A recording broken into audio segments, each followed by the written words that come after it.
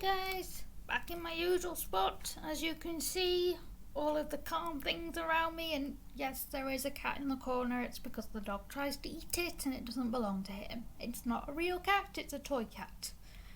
Just in case people were wondering. The dog is here. The dog is just... Where are you? He is there. He's curled up. I'm kind of hoping he's somewhat sleeping because his noise drives me crazy. But I wanted to make this video today because last night I was watching Bad Education on Iplayer. I adore it. It makes me laugh. It's probably one of the funniest things I watch. It entertains me and it makes me calm down for sleep, which is slightly backwards because it is something that usually gets me hyper. But I was watching it and they were talking about one of the cast, Stephen Carmichael.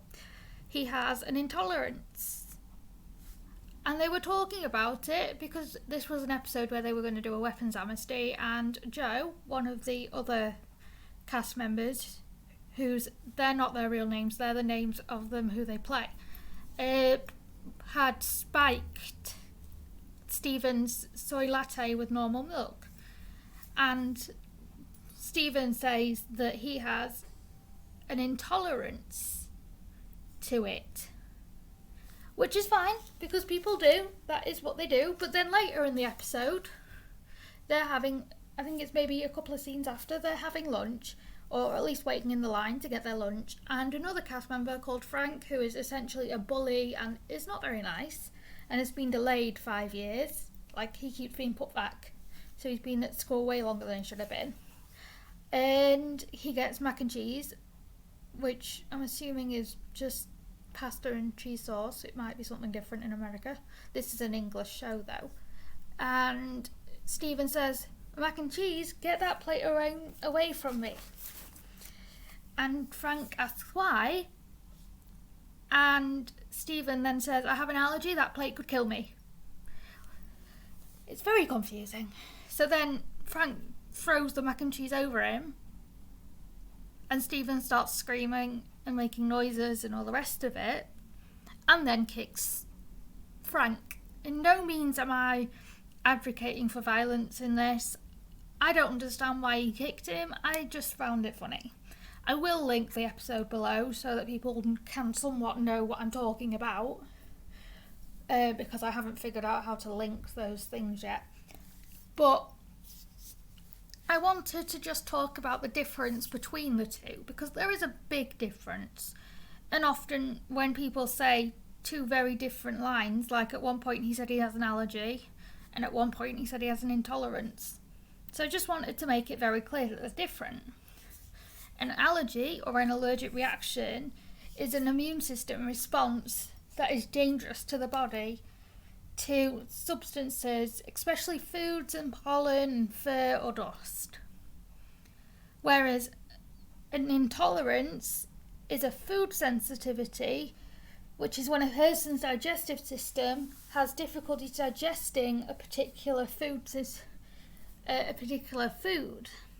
They have very different symptoms, and I mean very different.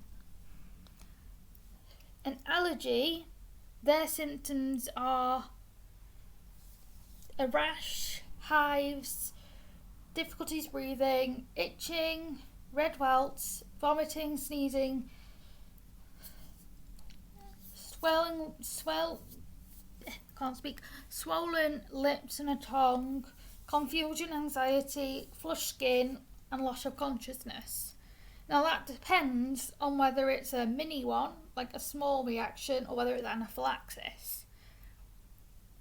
But in general, allergies are way seriouser, more serious than an intolerance.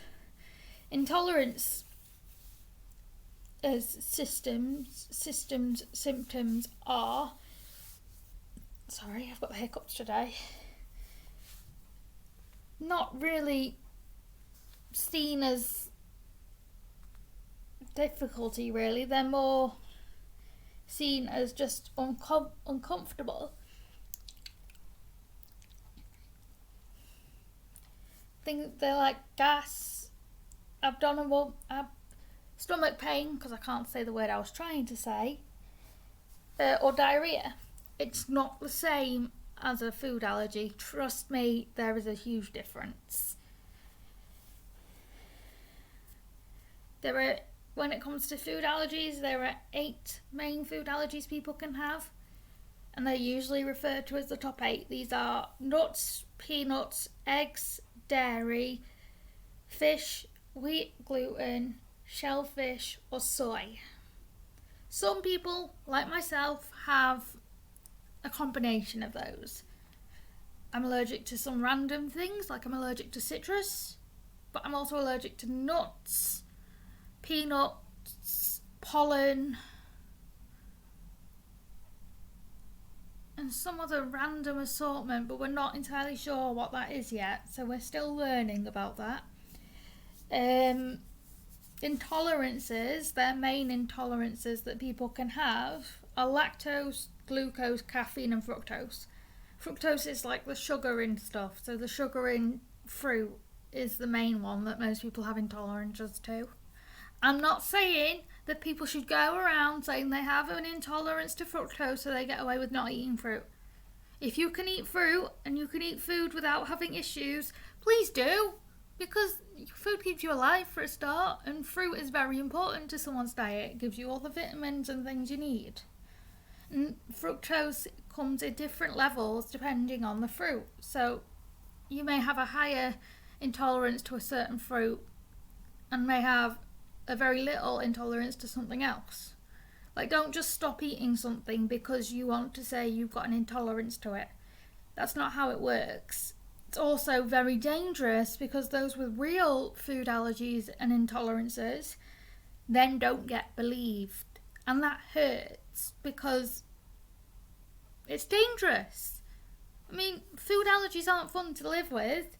And if you've got people going around saying, oh no, I can't have that, I can't have this, when they can, then you're kind of spoiling it.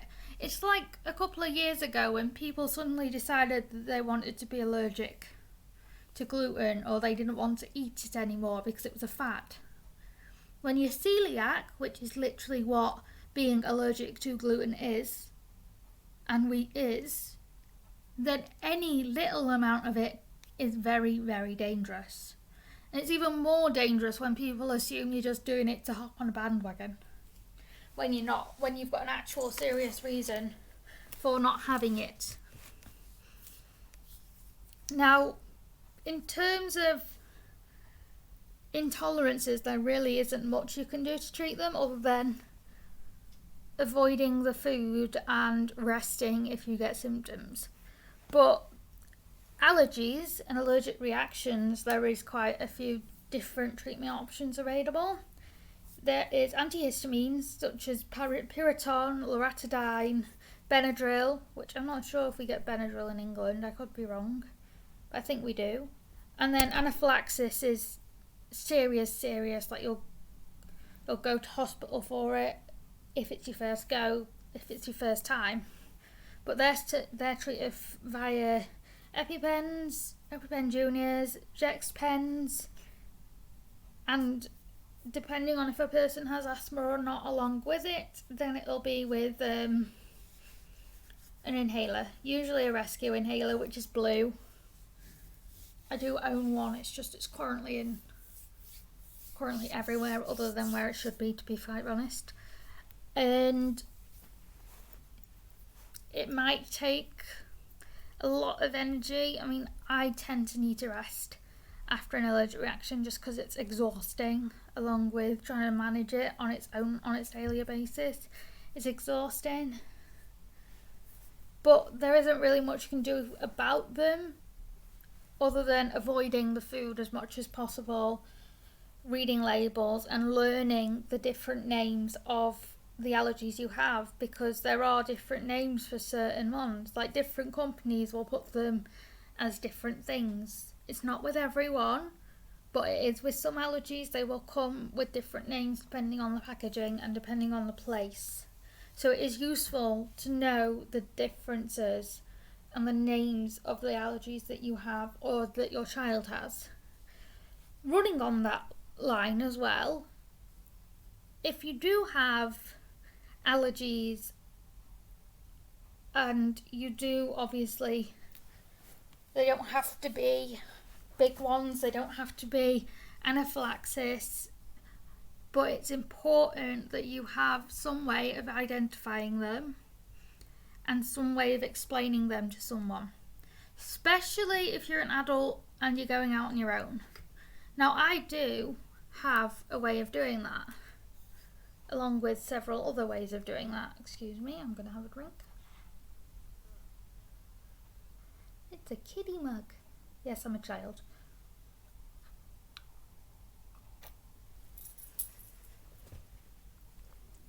And I have a card inside my purse that has my allergies and other conditions on it. I also have, apologies, I've got an itch. I've got a sticker on my on my box that has safe treats in it, and I have a key fob that says I have allergies, as well as one that says I have other conditions as well. But the most important bit of kit I own, for not just my allergies but everything else I own and every other condition I've got, is this. For those who can't see, that says medical alert. No, it doesn't. It says medical alert, and then it's got on either side, it's got the medical alert symbol. Come here, where are you? There, that's the other side. And then, because EMTs are trained to look for them, you can also get necklaces. At one point or another, I did have a necklace, but it kept bugging me when I was dancing, and it kept hitting me in the face.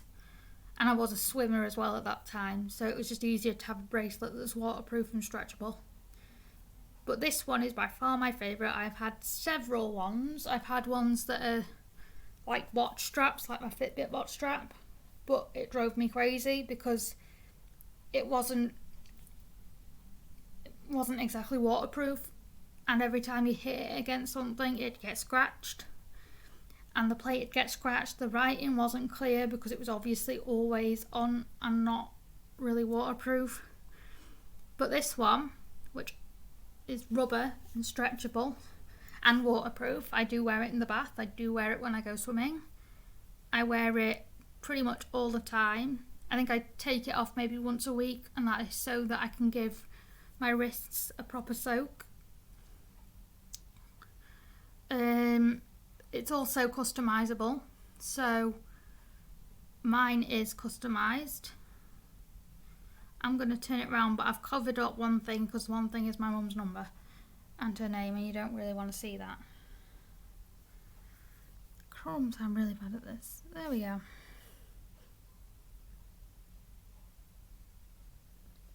So it says on it says my name.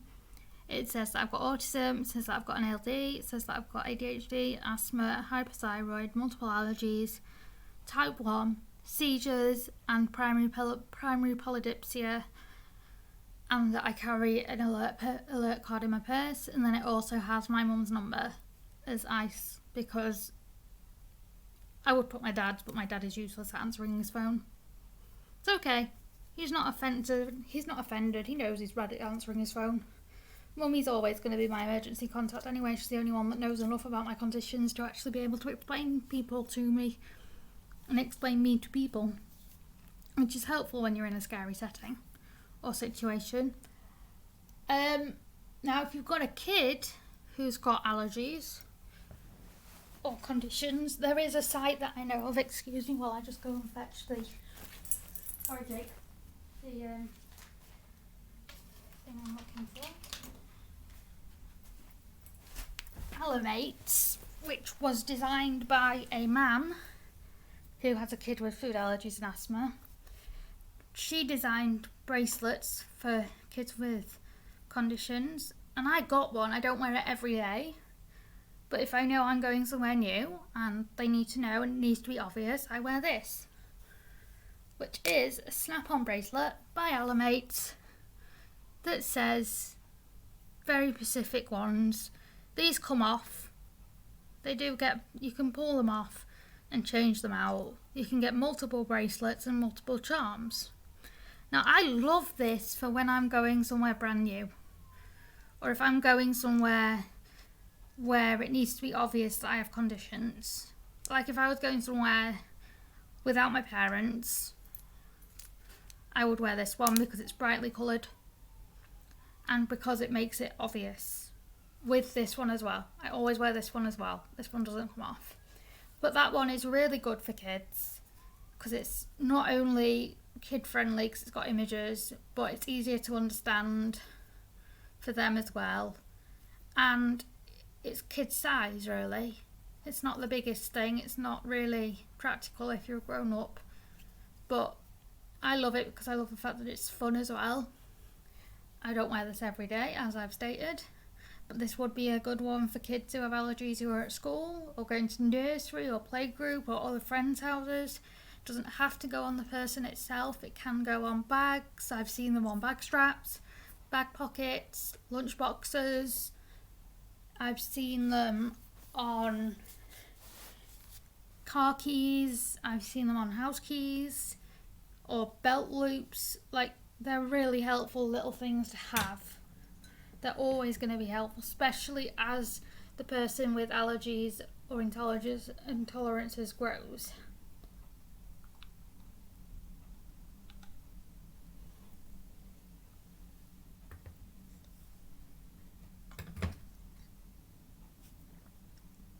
I don't mind myself people having intolerances.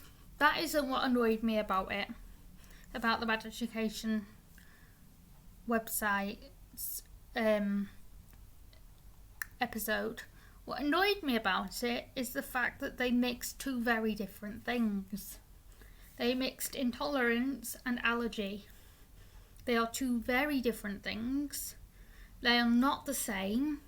Yes, they get confused with each other and muddled up, but they're not the same, and it upsets me that people think they are. And issues like that with the bad education episode are going to cause more and more issues with people understanding and behaving around people with allergies and taking them seriously. Hi, sweet boy. Hi. Thankfully, I knew the difference, but there are other people who may not, who may now go around saying they've got an intolerance when they don't, or say they've got an allergy when they've actually got an intolerance. Like, there's a difference. And please start understanding the difference. I know it's difficult and I know it's annoying, but it's important that people knew the difference and knew what to look out for. There is a very specific protocol for an anaphylactic reaction, and it is on the back of most emergency cards. It is use your EpiPen, call 999, then call the parent or guardian. Never call the parent or guardian first, because anaphylaxis could lead to death. Please do not call a parent first. Please use an EpiPen and then call 999 or 911 and then a parent or guardian. Doesn't matter whether you think that's the right way around doing it or not. That's the safest way of doing it. Now, intolerances, people just need to avoid the food that they're intolerant to, which I know isn't always possible, but when they can, they should. I will link information down below about anaphylaxis, about allergies, about intolerances, and the Bad Education episode I'm talking about down below, so that people can watch it for themselves and then they'll have context for this video. I think that's all I've got to say about this. I mean, it's literally all I can say, really. I don't really know what else to say. So, I'm going to say bye, guys. Thanks for watching. Bye.